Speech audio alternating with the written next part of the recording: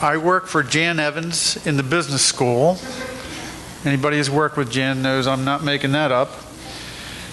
Okay, so what we're doing today is to talk about your vision of the College of Arts and Sciences in the next 5 to 10 years. And actually what we're hoping for, I'm going to introduce the rest of the search committee and another important player in this process, just a minute. We're hoping that you will offer us your voices, your ideas. Let's keep the things that are working well, but maybe you have ideas about how to expand them. Maybe there are new things that you think the college should be doing or could be doing that would serve its mission.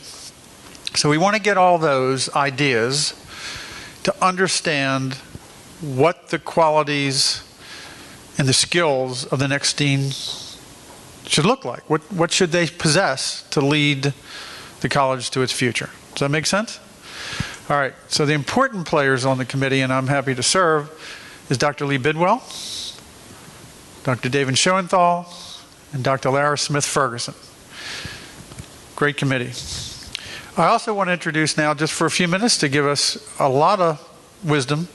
The first thing I think the committee suggested, and I'm really happy to say that the provost and president supported us, was to hire a search committee. Someone with a lot of background and has been part of the backbone of a successful search recently for deanship at Longwood. So with Baker and Associates, Mr. Martin Baker, would you say hi to the group? Thank you, Dean Barrett, and thank you all for being here this afternoon. Again, I'm Martin Baker with the search firm Baker & Associates, and we are a search firm that works with colleges and universities across the country in the recruitment of their leadership. As Dean Barrett said, we recently conducted the Dean of Education search here at Longwood that led to the appointment of Paul Chapman. So it's nice to be back on campus, and I look forward to working with this great committee. I was here on Tuesday to spend some time with them and certainly look forward to hearing from you all today. We have conducted about 500 searches for colleges and universities across the country. These are institutions, large and small, public and private, really for most positions, presidents and chancellor searches, down to endowed professors and department chairs, really kind of the large span of an academic setting. Our role in the search process is to help the committee facilitate the recruitment process. Our goal is to develop a qualified and diverse pool of candidates from which your committee will ultimately make selections of narrowing down the pool. I'm not here to select your next dean. I'm not a voting member of the search committee, but want to help you all facilitate a great recruitment process. And ultimately, as we were talking about on Tuesday, when the committee puts forth the names of finalists to the provost, make him really have a tough decision. We want him to think long and hard, saying, goodness, we have 3 or 4 outstanding candidates, any one of whom could be a great dean for us. So I encourage all of you to leave today and talk with your colleagues across the college and across campus to also be thinking about individuals that you think might make a great dean. It's not those individuals that are looking, not those that are recruitable, but those that you think have the backgrounds and characteristics appropriate to be a dean at Longwood, certainly as we think about the next 5 or 10 years moving forward. So I'm delighted to be working with the committee. Look forward to learning from you all and listening to you all today. Don't ever hesitate to be in touch with me if you want to follow up with additional thoughts, comments, observations, and certainly, as I mentioned, would welcome hearing from you in terms of any nominations as well. Okay, thanks, Martin. So, okay, I also want to make a note that Ms. Teresa Irish is going to help us record all of the information that you're going to share with us today. Okay? All right. Thank you, Teresa. I'm going to turn this over to Lara, who's going to begin to facilitate already. See? Hey, we're moving. We're light. The speed of trust here. You get to go to lead the discussion on vision. Well, they are. Okay, no, as I said earlier, so the vision is the roadmap to understand what the dean should possess. Characteristics, qualities, and skill set competencies. And certainly all those will be borne out in experiences. So what have they done that show us that they have the skills and the qualities that you all indicate they need to have to lead the college to its future as you're sharing with us today. Does that make sense? So we're looking for a roadmap. It'll actually end up being a job posting at some point. But we need your help doing this. Make sense? Okay. So don't hold back. All voices, all ideas, the only ones you know this, that are bad are the ones you don't share with us. There you go. Thank you. Hi, everybody. So we thought we'd start by talking about vision first in terms of thinking about what's working and what we want to see continue to work, as well as then where do we want to move forward and go toward in the next 5 to 10 years, and then thinking about what is the dean's role to get us there. And then the idea is, once we have that in place, what kinds of specific skills or experiences, what kinds of values or qualities are we looking for in a dean? With the, again, the end result being we'll take what you have to say and craft a job description with the help of our very capable consultant. So I'm happy to, if you want to grab a mic, we can just pass it around. We had big ideas that the entire Department of English and Modern Languages would show up, and so we would be able to have lots of conversation and play Oprah, but we don't necessarily need to do this because we're a small group. I do encourage you to use the mic only because it's hard to hear in here, although we're all together in the center, so it might... Can you hear me if I do this? Okay, so we'll use the mic. I'm getting no's in the back. So grab a mic. Anyone who wants to start off? I'm going to start with what's working, what we want to kind of preserve over the next 10 years. In our discussion the other day, one of the things we said we wanted to do, well, first off, we were going to break everyone into small groups for 10 minutes because we thought we'd have a huge crowd, but anyway. So we'll just do this as one big small group. But we want to think about what is the vision for arts and sciences down the road, but we don't want you to think about what are the obstacles to that. Don't let obstacles, don't let what's happened in the past, oh, well, we'll never be able to do that, or money. Yeah. Well, we need a dean who gets us money to do what we want to do. So we want you to think broadly, outside the box, so to speak. Where do you want us to be in 5 years, 10 years? And then, what kind of leader do we need us to get there?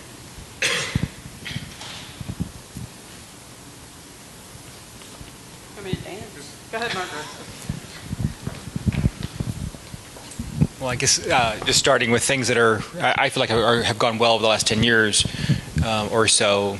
I feel like funding opportunities in the college have gotten better and better over the last 10 years, especially support for working with students, research, and other projects like that. I think there are more funds available, and it's been more readily accessible by faculty. So I think I'd like to see that improve, but I think it's gotten better.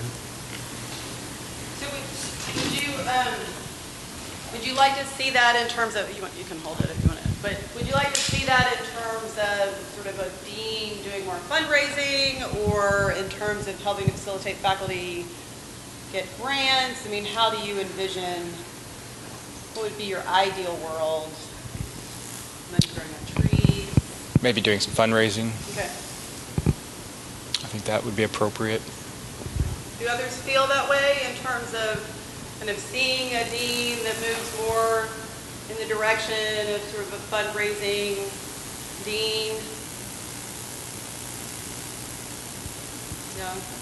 People in science have been nodding. Is this one on? Maybe it even reflects the grants. I think there's a movement in that direction too, but I have a loud voice. Do I need this? Oh, okay. I do think that making it easier to apply for outside funding, and like I said, we're moving in that direction somewhat, but it could be a little bit easier to do, even some release time to do that sort of thing, or some sort of financial incentive. I'd like to add to that, I'm glad we have the opportunities with students, but I'm afraid we're not supporting our strong students well enough. I think we have very meager scholarship opportunities for our students, and I think that's one reason why we can't recruit like that really second-tier, high-level student. We can't compete for them. This is a university-wide problem, not just a Longwood problem. So I think we really need to somehow find a way to get scholarship money for our students, to support strong students especially.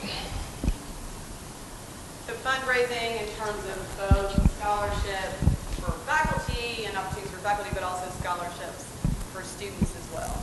As a way, you have to buy away from other places, right? And we don't have the capability. Right, and we don't have the capability to do it. I mean, to be able to compete in that way. And just a thought to add, I think a lot of folks like that the current dean is so accessible, but I do think we could keep that accessibility and still have someone doing being able to do more fundraising and still being really accessible for faculties. Great, thank you. And I know along the lines what Mark was saying in terms of student research and money for student research, another colleague who couldn't be at this meeting today said that one of the things that's important to him is that we do find ways to support student research, especially given the QEP. That's a really important objective for all of the colleges, particularly arts and sciences. So now that the word research is coming out a couple times, I do want to say something that's working is I think we have a great teaching focus at this university, and I don't want to break it. Right? I don't want somebody to come in saying, I could be the one to turn this into an R1, because that would be like the worst possible thing. I think our teaching focus is one of our strongest assets, and I would really, really, really like to preserve that. Right. Thinking about it in terms of, right, a teacher-scholar model, right? I mean, that's fine. Right, exactly. I mean, it enriches our teaching, right? It facilitates opportunities for students, but certainly not someone who's going to come in and say, we're ratcheting up research exponentially. Mary? So I guess along with that, I would say that a focus in retaining the small class size idea and appreciating what value there is to that in terms of education. Yes. Great. Retaining small class sizes or reducing the size of them now, even for some of us.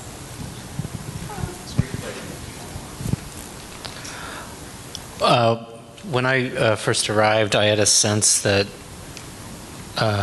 people wanted me to get tenure, that the dean level was not an obstacle to tenure, and I think that I always had a sense that not only was my department supporting, but the higher level, and I would love for that. I think that works really, really well, and so the climate of not only supporting teachers, but getting teachers to the tenure level, I think Longwood is great at it, so I would add that.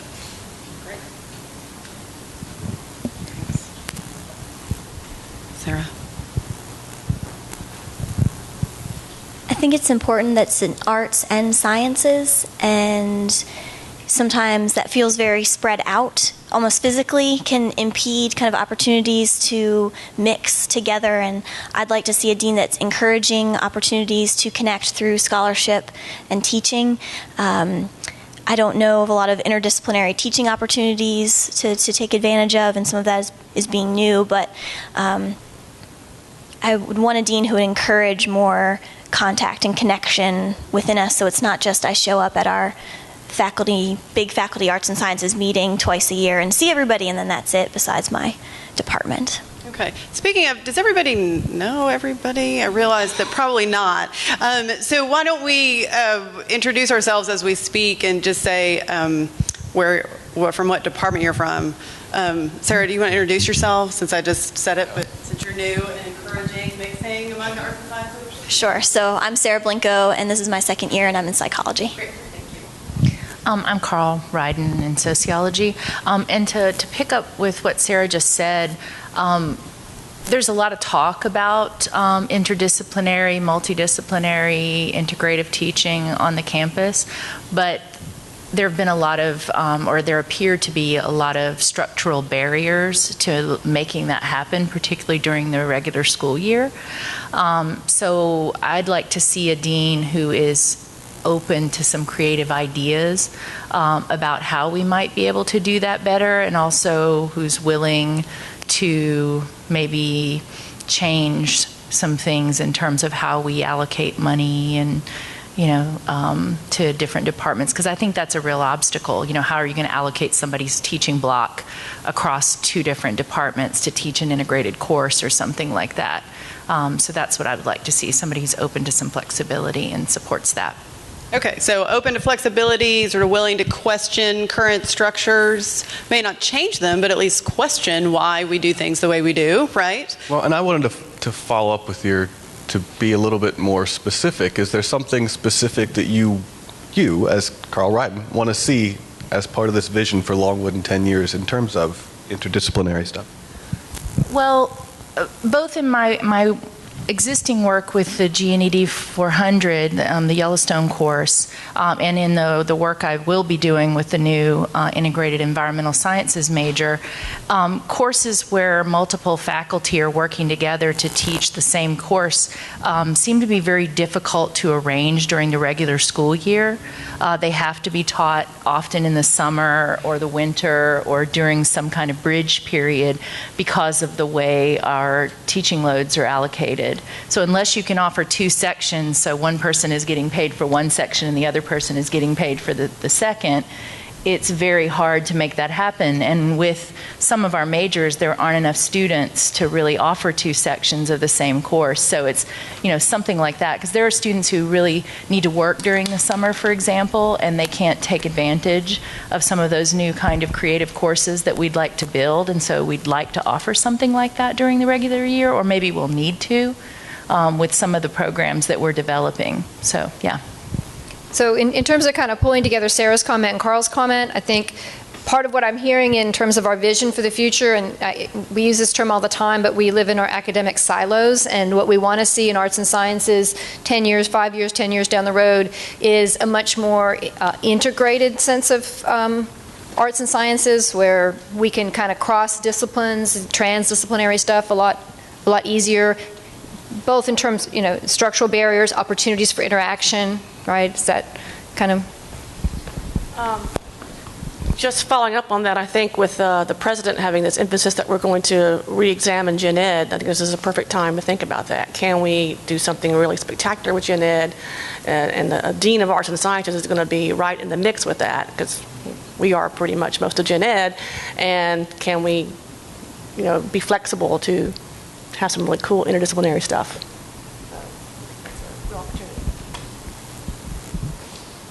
Okay, any other, we're talking, we've sort of gone into the curriculum topic. Any other sort of comments or ideas? Sort of a more integrated arts and sciences,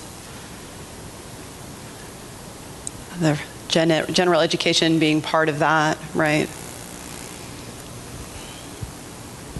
Lee brought up the president's comments. He brought up 5 kind of things that he thought were important, and obviously Gen Ed is important in that. And another point that he made, that it's important to have Longwood working with the community and other parts of the community to improve the whole region. And so my question would be, what do you see the role of arts and sciences being in that vision? And do you see a role in that?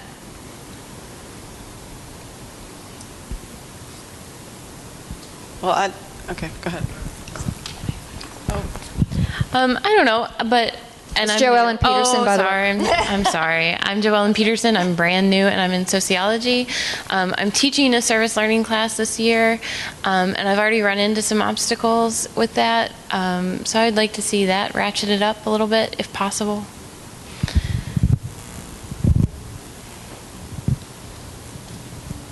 I think, just in thinking about that, we have a nationally accredited art museum downtown. We have a national historic landmark on the west side of campus, south side, sorry, of campus.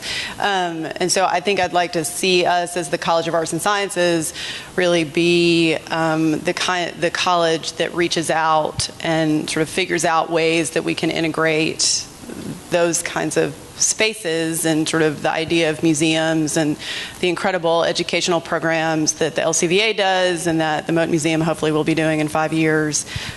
See Longwood really be integral to that. Moton is separate, LCVA is easier and part of that, but I think having a dean that understands the arts and also understands the importance of public audiences and tourism and business and how it can shape our community, I think it would be important. I think there are also real opportunities in both talking about outreach with the community and our QEP focus on student research for us to be able to provide some data for people in the local community. I've done some work with Highbridge Trail State Park, which hopefully I'll be able to get back to soon, helping them collect user data, and I've used students as data collectors in that project and student interns. So I think there are a lot more opportunities like that where those of us in the social sciences and the sciences and in other areas can kind of tie together, because a lot of our small businesses and local state agencies and even our local government, I mean, they don't have the kind of funding to hire someone to come and do the research that they need. And so that's something I think we could do with some of the small monies that we have available inside the college. And I'd like to see someone who can, kind of tie that in with the broader vision of student research.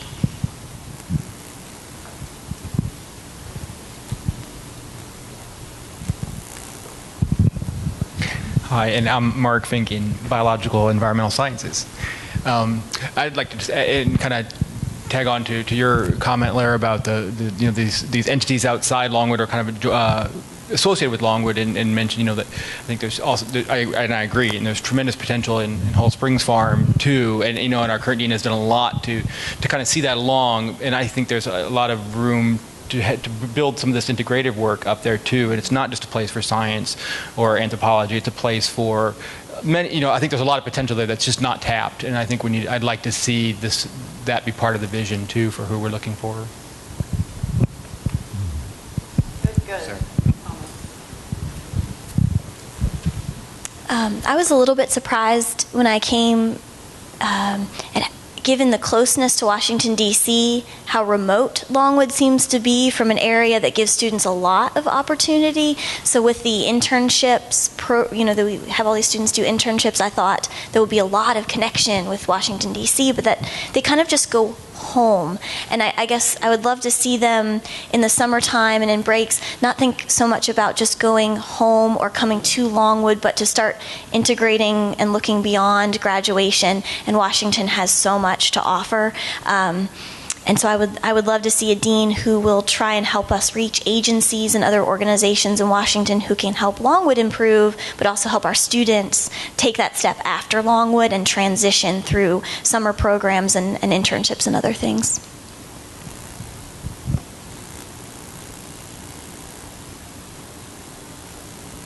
Other thoughts about vision?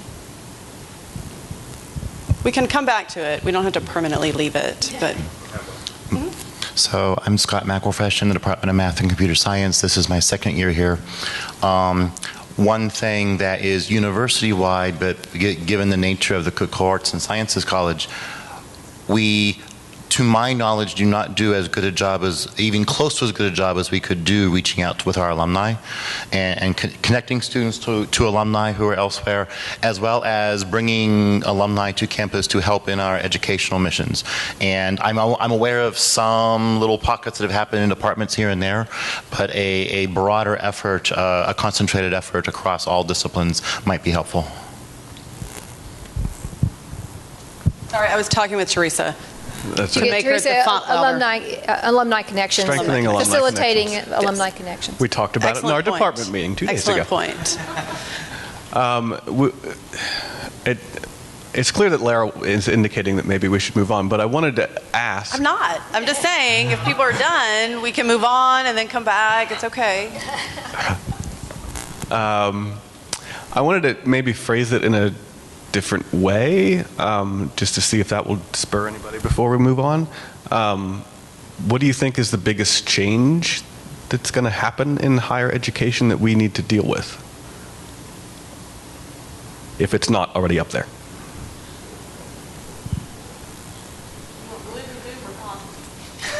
Either one. It's about dealing with it, not whether it's positive or negative.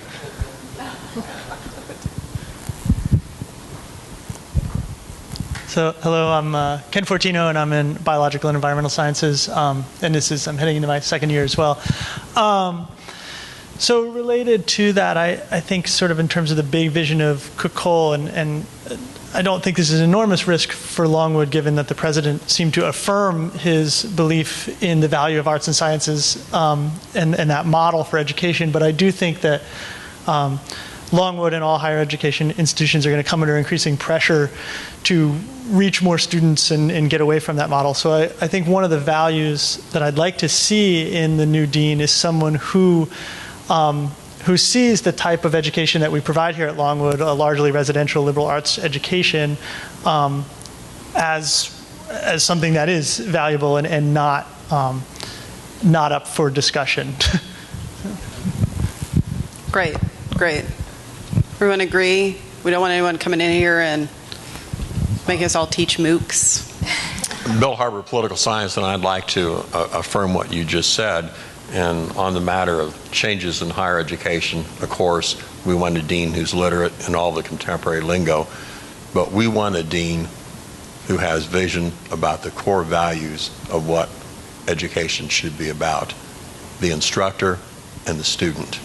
We don't want a dean who parrots the most recent cliches and hot topics and buzzwords and bores us to death and waste our time chasing things that 5 years later will be out of date and no one wants to talk about it anymore. All those goals up there that people have talked about are good, but I want a dean who also, in pursuing those goals, knows the importance of the time that's required for the instructor and student and understands our basic traditions. Every survey ever taken of Longwood alumni, the alumni speak most of that individual relationship between the student and the instructor, the classroom, advising, research. We need a dean who will protect those things and not kill us building some kind of resume for some other job the dean wants to get in the circulating system.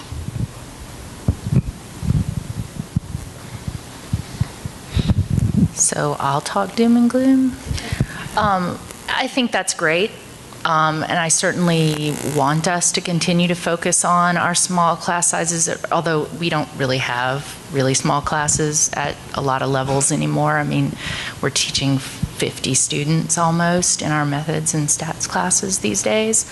So I think that's wonderful, and I'd like us to try to do that. But I think more realistically, it's a look at, and again, I'm going to go back to flexibility. I think we're going to have to be more flexible, and I think the person at the lead is going to need to be creative and flexible. There may be courses that can be delivered very well in one format and other courses that are more effective in, say, a small face-to-face classroom. Something maybe can be taught online very effectively. There may be classes that can be somewhat larger, right? I'm not saying 300 students, but somewhat larger. And I think in order to respond to the pressures that we're going to get from the state and also from parents, we're going to need to think about that. If we want to do creative things in one area, like teach small integrated classes or get students out in the field more, which I think they need. There may be other places where we have to let things grow or teach some things online. And I want someone who's visionary in that way, right? Who's not scared to look at the possibilities of what's going on today. Well, and again, that flexibility, as you said, right? Yeah. To sort of question structures and sort of rethink how we might do things and understanding that there's trade-offs, yeah. And sort of explaining to us, right, that you can do this, but you also get to do this. So understanding the balance then too. Okay. I think we've sort of naturally segued into qualities and values primarily. Are there specific skills or experiences that empower people to have skills that you would like to specifically see in a dean? Or we can keep going on qualities and values. We were saying we wanted a dean who's willing to wear a pink tiara and throw Mardi Gras parties. Put that down. It's a requirement. Not that our current dean has done either of those things. Ever. So I don't know if there's a skill or experience that captures this, but I would really like a dean that's not aloof. So it meant a lot to me in my first year when I got an invitation to have lunch with Joanna and Chuck Ross, and I was really scared about that, but I appreciated it immensely that they would do that and ask me how I was doing and what I needed. And so I would really appreciate a dean who is accessible and friendly, and sometimes that almost at first seems like they should look a certain way that's not scary, but obviously that's not important. But and then for that to continue, to always be kind of present. And again, another kind of thing that struck me is, oh my gosh, my dean is a place outside of my campus. I have seen them socializing. At first, that's very striking, and I don't know what to do with that. But in the end, I really appreciate it for them to actually be a member of the community and not just the Dean of Arts and Sciences. I think is an important thing, because that's what all of us are. We're not just faculty here. We are members of the Farmville community, and that's important. Okay. Great. So. And I think that reinforces the point of outreach to the community if the dean is actually in the community. And I think it also enforces the point of the importance of faculty recruitment and retention. So, I mean, the president had on his 5 points of light that, we need to improve student retention, and I don't disagree, but I also think that the dean plays a really important role as well in faculty recruitment and faculty retention. So if they're accessible and we see them in multiple settings, that helps, right? Are there certain kind of background skills that you think a dean would need to have the kind of experience to provide the leadership we need? Turn off that mic, please. I'm going to say I certainly don't need a microphone. Yes, because they're taping it, so you do need the mic, please. I don't want to be on tape. There's still some states where I don't want them to know where I am. The dean, however this person turns out to be, is going to be making a major part of the tenure decisions. So I'd like to see a dean who's done that before. Personally, I'd like to see one who had been a department chair, who had run an academic unit, at the very least. So experience dealing with tenure and promotion decisions and an important skill.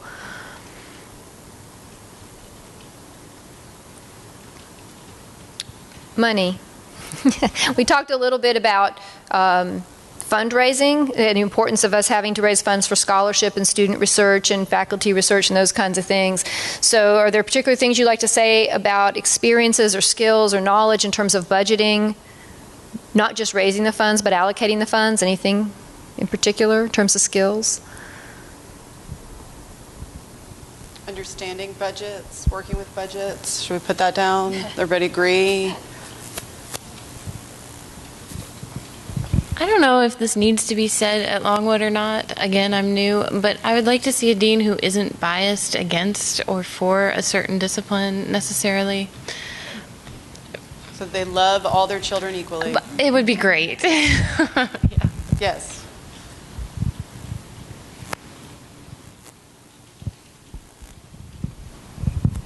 In terms of experiences, I would hope the committee would look carefully at what this person has done other than the things they'll put on their resume that a department chair or dean would do. I'd like to see some examples of where they have championed faculty causes at personal expense. And it's nice to talk about outreach to the community, helping our part of the Commonwealth and everything. But it'd be nice to see a candidate who had actual experience working with those kinds of constituencies in terms of state and local government. Great.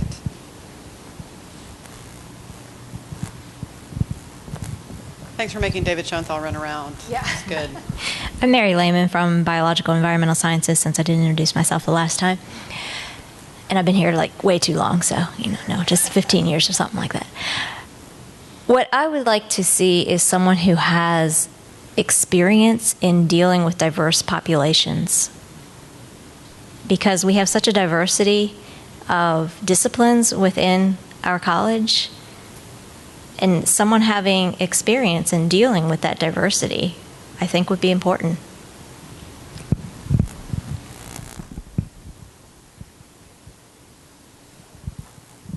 It's okay. More running means less talking. That's good. And not just that kind of diversity in terms of the variety of disciplines, but diversity in the broader way that we usually mean it. We've been talking for a long time about the need to promote diversity at Longwood, both among the students and more importantly among the faculty, and it's been very difficult for us to accomplish that. So a dean who valued that, had, I would ideally some experience with a faculty that was racially, ethnically, sexual orientation-wise diverse, I think we could use it because we need some new ideas. Right, about recruitment. About that, yeah, we do. And retention of diverse faculty, yeah.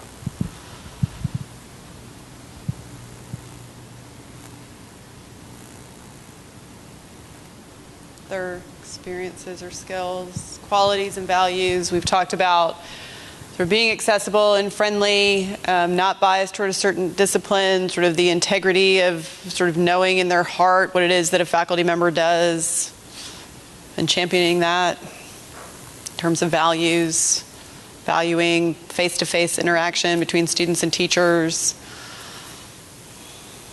other kinds of qualities. Oh, I know. You're like the two representatives from English and Modern Languages, so. Yeah.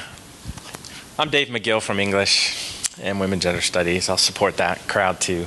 I think that I value the student-instructor relationship and the dean should support that. I also think that what keeps us fresh is being able to pursue not only our teaching but our scholarship service that we want to do inside and outside the university. And so I would like a dean that supports those different parts of a faculty member's career goals and can document ways in which they have been able to not only support but enhance the capabilities of faculty to pursue those various possibilities, whether it's occasional release time to create a new course, expanded sabbaticals, or even just a course off every once in a while to do something that's special for the university. I'd like to see that.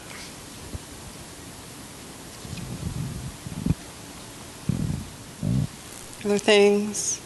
Yeah, of course. I'm Alex Fink from the Honors College, and my home is in biology and environmental sciences. I think something that ties many of the things in the middle column there together is advocacy. And so it's somewhat redundant to mention it, but one thing I've learned in the last 2 years is the importance of advocacy in these internal meetings and these internal decision-making processes, and having someone with that skill of really being a tireless advocate for our college is really very, very important. And a vocal one. Yes. So someone who can fight Paul Barrett, right? I didn't say that.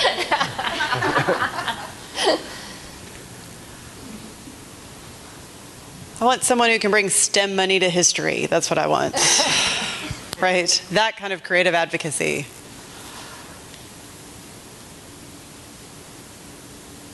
I want to put Sharon on the spot because staff. Yeah, we need some input from staff too. So Sharon, is there anything you would like to see in particular? You deal with the dean in a different way, probably actually more than we do on a regular basis. Are there particular characteristics or qualities or ideas that you think are important? You can speak on behalf of, and any of the other folks. People play dual roles and whatever, but I'm going to put you on the spot.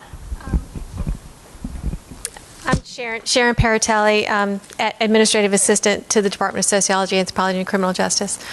I do deal with the Dean's Office probably on a daily basis, and I think the main thing I would like to reiterate, I heard it already, is an open door policy.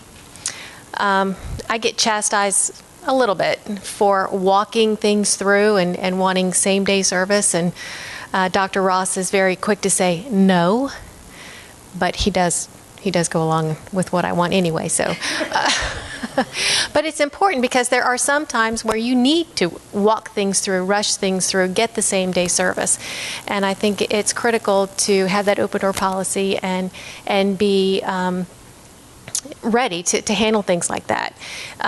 Administrative assistants around campus, I think it's not unfair to say that we kind of run things, and it's important, and I think they need to appreciate that. So being accessible when needed and also appreciating the role that administrative assistants and staff play. Other? Joanna, not to put you on the spot, but as someone who works in the dean's office, are there qualities or values or experiences that you like to see kind of inside the dean's office? You were going to do that, weren't you? I think I know everyone. I'm Joanna Baker, the assistant dean. I'm not here as a spy. I'm here because I have a vested interest in the person who becomes our new dean. I'm actually listening and really very much appreciating what you all are saying. I think given the president's interest in general education and what you all have said and what we all sort of know is coming, I think it's going to be extremely important to have a new dean who has a very strong grounding in the liberal arts and sciences, a person who does appreciate the value of interdisciplinary work, who is willing to be a champion for helping us to move forward, and yet in a way that helps us to remain true to who we are in the state as Longwood University and as Cook Cole College. It's very important that we, define our niche and then make certain that, we are true to ourselves at that point. And general education is the foundation of everything we do. We all have our different disciplines, and everybody can go back to their own department and, and teach their majors and things, but general education is our core, it's our foundation, and that's very important. And, the president sees that as something that may define us as a unique entity. And I think for me, that's not necessarily within the office, but something that I also have a great interest in working on. And so that would be number one for me right now. Other than that, I just want somebody who's really easy to work with and collaborative. Someone who listens and responds well, all of the kinds of things that everybody else would want. I want someone with whom I can have a good working relationship.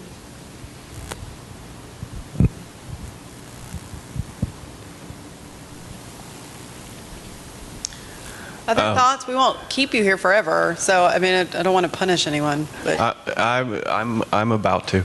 Great.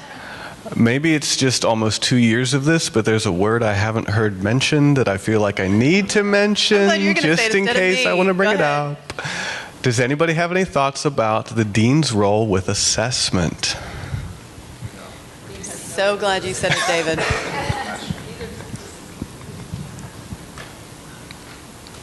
Okay, good. Let's move on. Right? Brian, you have thoughts. If you hire a true believer, we're doomed. What he said. Yeah, I heard that too. So someone who keeps assessment in perspective, we'll say that. Yes. I think someone who keeps assessment in perspective, but again, the reality is we're going to have to do it. And I think one of the biggest problems that we face and that I've seen across the board is how much responsibility for that's getting placed on faculty and department chairs for collecting data, inputting data, all that kind of stuff. And so thinking about that as an integrated piece of workload and, how that balances out with all the other responsibilities we have, how it's going to count or be perceived in terms of our job assessment, right, our work assessment. I think somebody who's thought about that, would be very nice. Someone who's experiencing post-tax stress disorder would say, yes, it would be. Hi, I'm Pat Lust from Music and Liberal Studies. That's a little too close. I'd like to see the dean be a proactive doer sort of person, and also and in addition to being the great ideas person, but I'd also like to see the new dean be the person who recognizes those great ideas in the faculty and the next in line and all, and supported those ideas rather than wanting to control too many things. So someone who facilitates the work, the great ideas of the faculty. Yeah, someone who is both an ideas person and has great ideas and know how to make things happen, but also recognizes good ideas in others and supports them. Great point.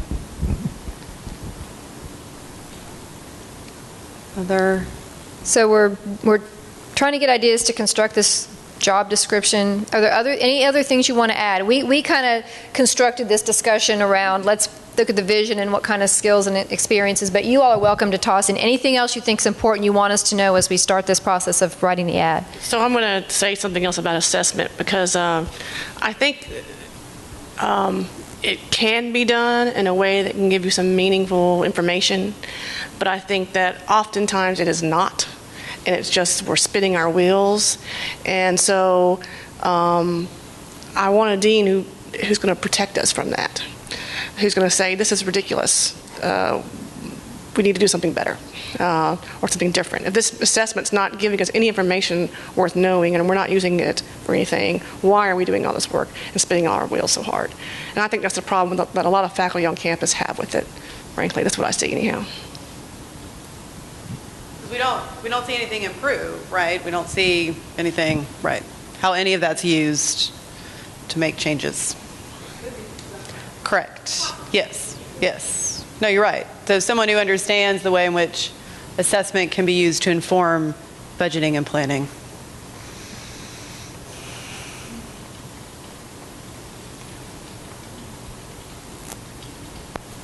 Anything else? Well, our plan is we'll probably take a look at this, rearrange maybe some of the things in the columns, send it out to everybody. So in the college via email. So if you have additional ideas that come to you as you're drifting off to sleep tonight, or if your colleagues, when you talked about what we talked about here and your colleagues are like, I want to say something, then you can certainly add to the conversation online, and we will take comments through Monday, right? Monday at 12 midnight or something, I guess. We're going to meet on Tuesday and try to kind of sift through these and start to craft a job description. So thank you very much for taking time out. Brian? Can the committee comment on the timing of the process? Where do you see things going from today through when you ultimately think the provost will have it dumped in his lab? Yeah. So our timeline that we've committed to with all the information we currently understand is to have the job posting by the end of September. Well, as soon as that gets out, and I'm not sure it'll be, because it has to go through the provost and the president, okay, to be approved and then actually be posted. But certainly we're thinking it's early October that all of that occurs. Well, we're also working with Baker & Associates, who is doing, if anybody's ever heard me talk about this level of hiring, and this position is the third most important, the search committee has talked about this, third most important position at Longwood. President, Provost, Dean of Cook-Cole College of Arts and Sciences. This is a big deal. What Baker & Associates is going to be doing is what we call an outbound search. I think that's what Martin was referring to when he said, many of the people that we want for this job are not looking for a job. And they're experts at going through a network to identify and recruit for interest people in everything you're helping us post, okay? Our job, and I loved it, Larry, you said, our job as a search committee is to put 2 to 3, maybe more, at least I'd like 3, but not less than 2, so qualified, identified, amazing deans that everybody that makes a decision is just like, it catches their breath because they don't know who to get. Then the search committee has really done their job. But it's a total process, and certainly we were hoping that we finish our process and give those 2 to 3 superstars to the provost ASAP, but it's hard to tell. But before the end of the calendar year would be ideal. But we don't know that. We don't know that. Let's hear from the press. Typically, once we have the job description finalized, we're usually in a position 6 to 8 weeks later for the committee to begin reviewing materials. So if we finish at the end of this month, we should be in a position certainly before the winter break to make some pretty good progress. And I would think we would have campus visits probably early in the new year. Be in a position to wrap it up, I would think, late winter, early spring. Do we actually get to meet these people, or is it going to be a secret? Well, so if this committee is involved, and they will be, this will be a very transparent search. And Bill, you would know my opinion on that. Yes. Very transparent search, which is also why it started just the way it did today. Okay? We need every voice in the room to be heard. Does that make sense? Of course, yeah. As the dean said, a lot of our work is the identification and engagement of individuals who are doing great work at great places. They're not thinking about Longwood. As I was telling the committee on Tuesday jokingly, and Pat's heard this before, when people ask what I do professionally, is that I disrupt people's lives because they're not thinking about Longwood. They're not reading the Chronicle. So maybe just a couple of comments of why should somebody think about this position? What do you like about Longwood? What should people know that perhaps I don't know? Give me some things to talk with prospective candidates about.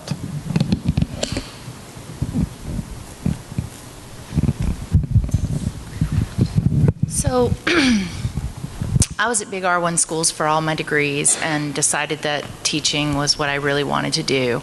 And I came to Longwood, and immediately, not just in my home department, but among the faculty and the university at large, there's a sense of community, even family. And I just recently, I'm going through a pretty big personal crisis in my life. My father's very ill, and everybody has been fantastic. I mean, the second I started talking about it, people were like, we'll cover this, take the time off. Nobody has told me to even worry about that. And I think that's a pretty spectacular thing because a lot of people I went to grad school with would not have that experience at their place of employment if they were having such a situation in their life. And I know that that's happened for other people too. So I think that's a thing that's wonderful about being here, and we'd like to keep it that way. So.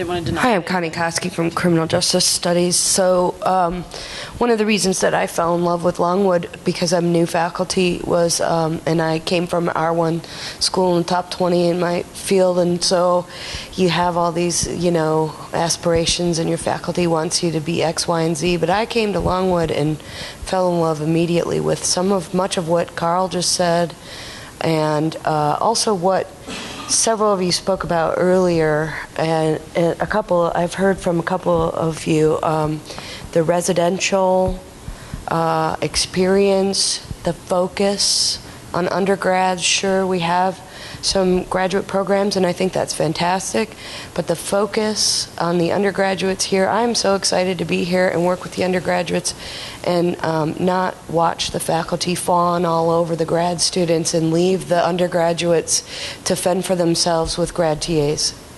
I think this is a fantastic place to be, and 7 years ago when I set out to do this, this is exactly what I wanted, and so I hope that that can be a part of what stays.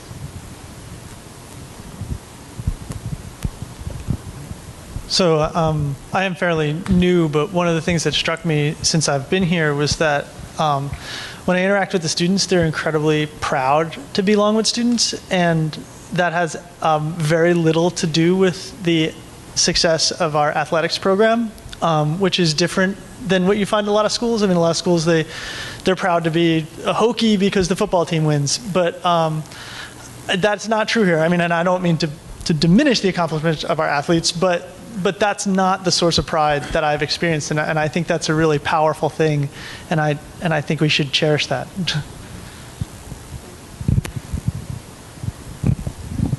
Well, one of the reasons I was excited to come to Longwood was that when I interviewed at the English department, I heard all about the great students, the core, the strength, but English wanted to do things that they weren't doing. And there were opportunities to grow the English department in particular ways, and I was going to be a part of that.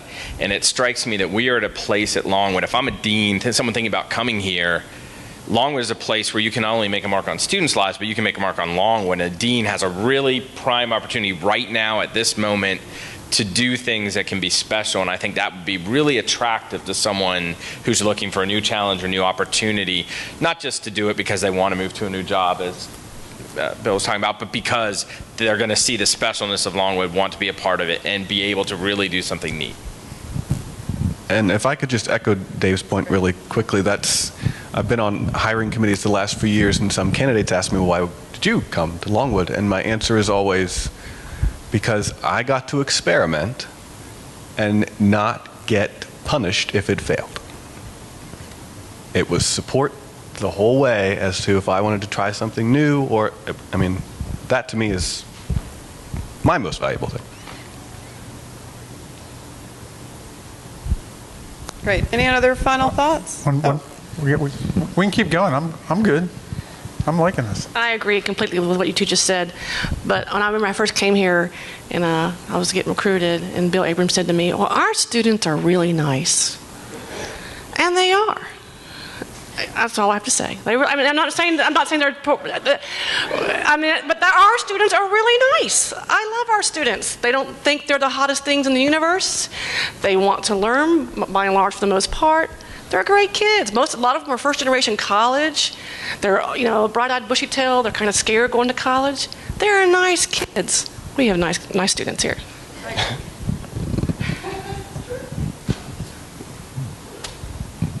I'm Brian Bates from the Department of Sociology, Anthropology, and Criminal Justice. And when you're going out and you're trying to find someone who's not thinking about coming to Longwood, you need to impress upon them that this place changes people's lives in a way that I think a William & Mary or a Yale or a Princeton doesn't.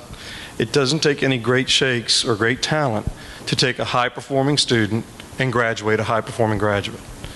We take average, and in some instances below average students, and we graduate high-performing people. The transformative effect of what happens at Longwood, I think, is unique at Longwood. I don't think that you can find it in a lot of other places around the world. And so if you're talking to someone and you're trying to disrupt their life, they need to understand that this is a very special, transformative place, and they can't come in here and change that, because that will ruin this place. If I could add on to that, I agree 100% with everything Brian said. I mean, the students are the most important, faculty. They are absolutely the most important people to me, and faculty are close right behind that. But also, I have said to people in interviewing prospective faculty so many times, if you want a great community where you can become involved and make a difference, this is the place. Because this particular community with its history, there is so much left to be done. And if we find a dean who is open to helping us be even more involved in the community as we discussed, I mean, this is a place where you can really do good work. You can really be involved and be a part of this community and be a part of the change that's already building here. And I know it was pointed out that a lot of our students are first-generation college, but so are a lot of us. There are quite a few faculty who teach here who are first-generation college in their families, and we have an opportunity. I know one of the reasons I wanted to be here is an opportunity to reach out to other students who are like I was and really get to work with them face-to-face and help them in that transition, because it can be really difficult. I mean, we have students whose families have no money to help them or whose families won't, and faculty who have experience with that, right? And so I think that that's unique in a school this size, that we're able to have that kind of relationship with students and to have enough faculty who themselves personally have that experience that we can relate to them and help them, and that would get lost at a big institution.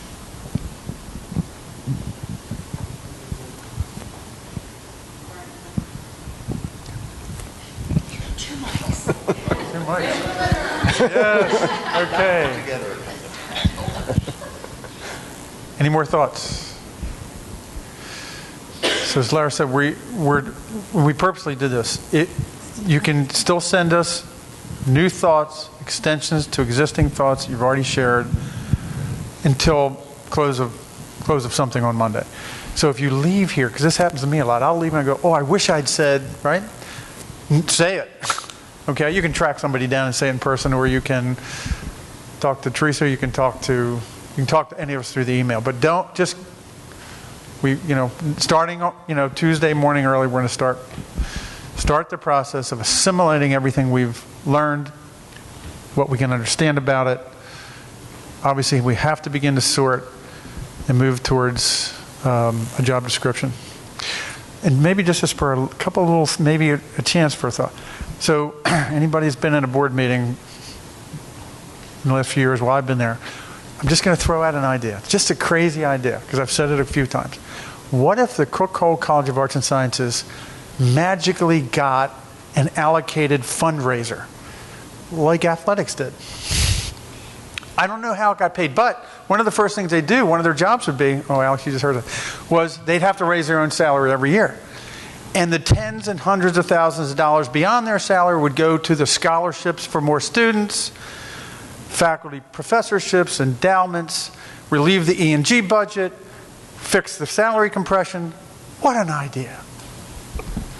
When you're thinking, think in the box and out about what could happen in the next 5 to 10 years and what would a dean look like as a leader and also a really good follower, because good leaders know when to shut up and listen.